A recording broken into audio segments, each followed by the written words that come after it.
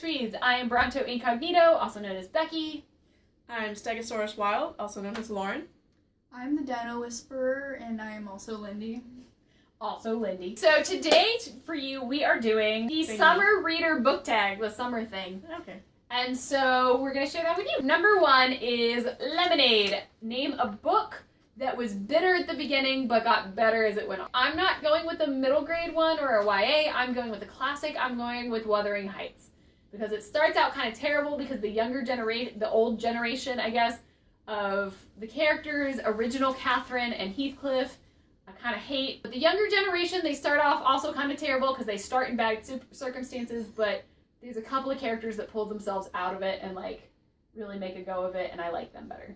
Well, I'm going to go with the classic also, Lord of the Rings.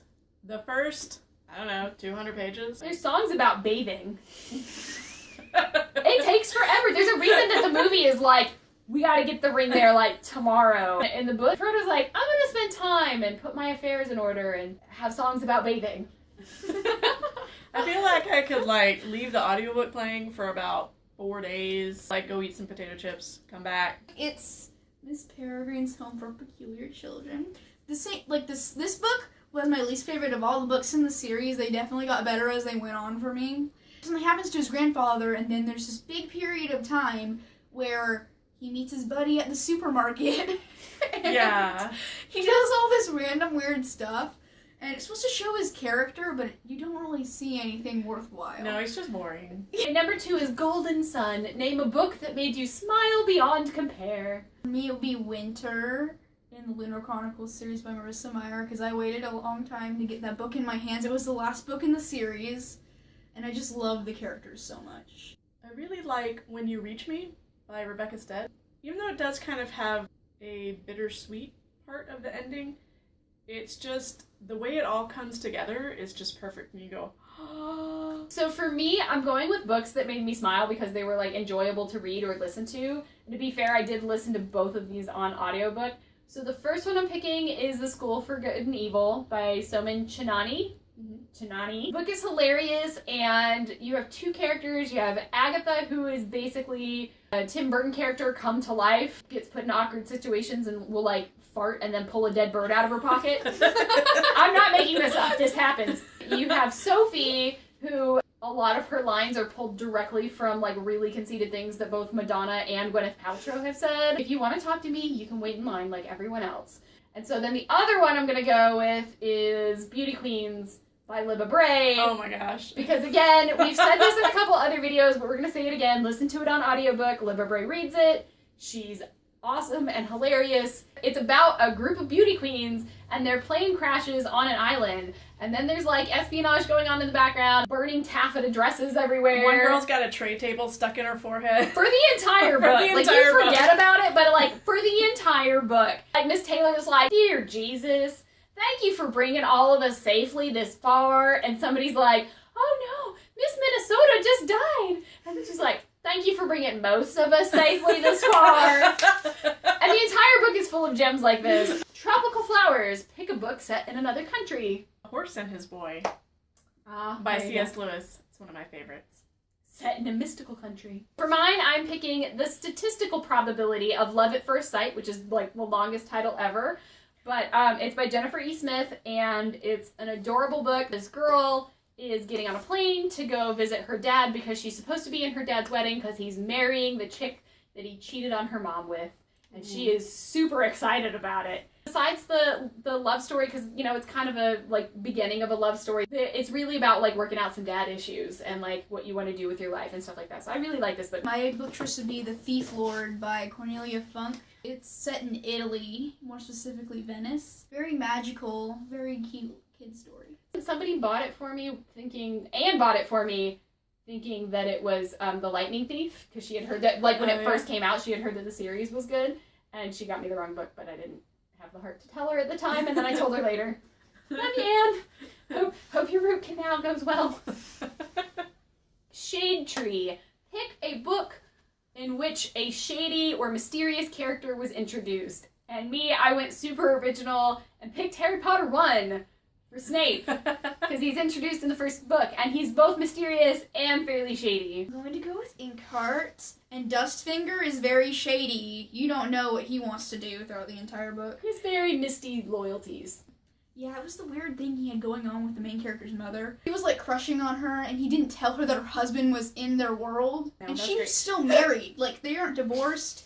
Even though he thinks that she's dead, she knows that the guy's alive. She doesn't. That made me hate Dustfinger.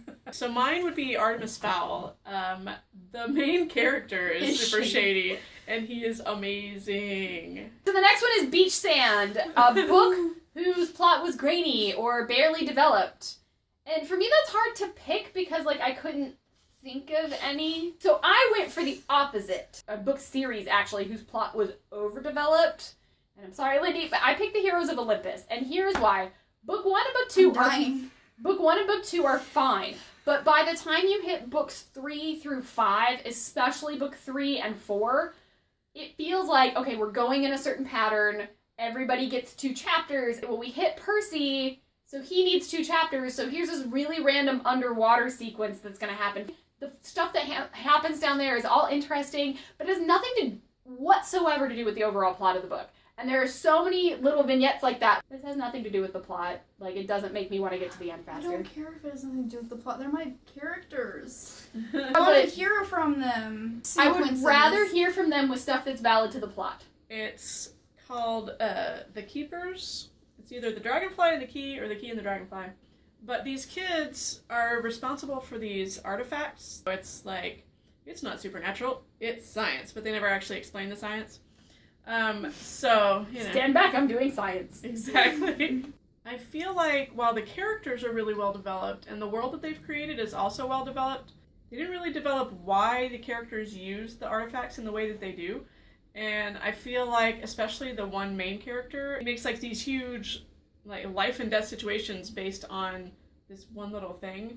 And it just doesn't make sense that it should have been developed further. I did think of one. I liked the book alright, like 3 stars, Mila 2.0. So this girl is living her life, and then she finds out that she's actually like an android, and that she's a government creation, and mom's a scientist that worked on her and stole her from the government. Mom calls her Mila. Mila is actually an acronym for like military intelligence life like android. And Mom keeps calling her Mila, and I kind of feel like if me and Lindy go on the run, that the first thing I'm going to do is be Susan, and she's going to be Jill, because if I still keep calling her Lindy, which is not that common of a name, people are going to be looking for Becky and Lindy. I don't have one because I like to erase bad memories of books and just pretend I never read them. The next one is Green Grass. Pick a character or characters that were full of life and made you smile. I picked Magnus because I feel like, especially like if you've read the series and reread it, or like once you've read one series and see him pop up in another series, like every time he's on screen, you smile because like he's either gonna save the day or some funny stuff's gonna be said, or both, and that just makes me happy to see him every time. For me, any character Rick Riordan writes makes me crack up, but especially Leo Valdez. Oh, Leo's yes. hilarious. He is hilarious. And Gregor the Overlander. Gregor is stuck taking his little sister, who at the start of the series is 2 years old, and her name is Boots. Boots is very funny, very, full of life, very, like Active, like a very 2-year-old. active, like a 2-year-old, and She says the exact wrong thing at the wrong time. Yes. It's funny. yes, exactly. And you can't get mad because she's 2. And she's very sweet and cuddly at the same time. So yes, she just makes me smile. Watermelon. Pick a book that had some juicy secrets. For me, it was The Iron Child Ooh. by That Holly had- Black and Cassandra Clare. There's one big secret at the end, and it's plot twist. Holy plot twist, Batman! Yeah, Yeah. that's one huge secret. Mine would have to be The City of Ember by, is it Jean or Jeannie Dupro? We'll go Yeah, with Jean it's Dupro. on there. Duprow? I don't know. All anyone knows when the book starts is that there's this one city. Like, that's their whole existence, this one underground city. And you find out a lot about the history of the city, what's outside of the city, what's going on within the city that nobody knows about. Through the whole book, there's a lot of... Kind of like Forest of Hands and Teeth that way. Like they're You haven't read that one.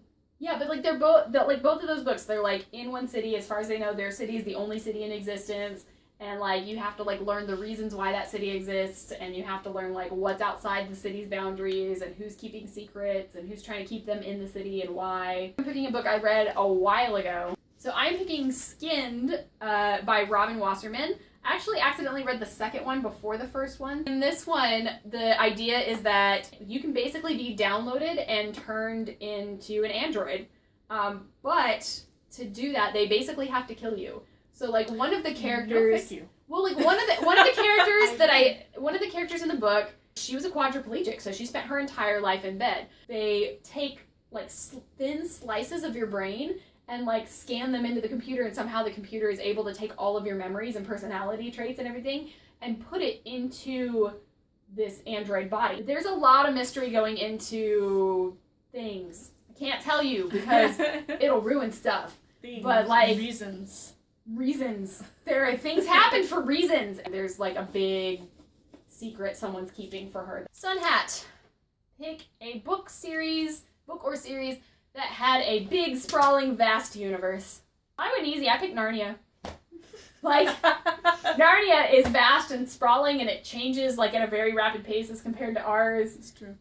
So, Narnia. I'm gonna have to go with this one, Etiquette and Espionage, just because since it's steampunk, there's a lot of world building. There's a lot of like mechanical devices. It's really not that long of a book for the amount of world building that happens in there because it's so seamless. There's just all sorts of technology in here that goes into building this world. I chose the Lunar Chronicles, and there is a lot of technology that goes into that world too because cyborgs. And people live on the moon. And people live on the moon, so there's 2 worlds. And they also travel around this world because they go places that you usually don't go in books. Barbecue! Pick a book in which a character is portrayed primarily as a hunk. Like a piece of meat. The real easy one is right here, which is not even the one I picked for this. It's warm like the sun, but those muscles though. I want to kill myself because I miss my boyfriend. But those abs though. Perfect, Adonis, godlike, perfect, Adonis, statuesque, perfect. We get it, he's pretty. My real choice is gonna be Will. Like, look, I got on board with the whole Will Tessa thing. He's like, being a big D-bag, and then Tessa's like, ooh, I hate him. But he's so pretty. Everybody's just impressed with how pretty Will is. I don't really read a lot of Those a lot of those books where it's like, oh my gosh, look at those nuts. So pretty. So pretty.